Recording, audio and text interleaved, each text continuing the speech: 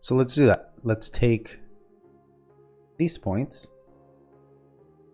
go to interpolate curve,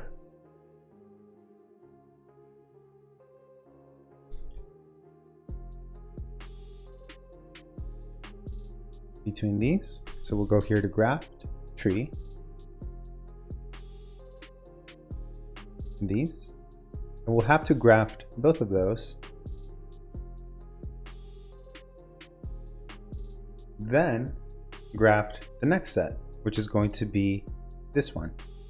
So what I'll do is I'll bring both of these over here and add the next set. It's this one.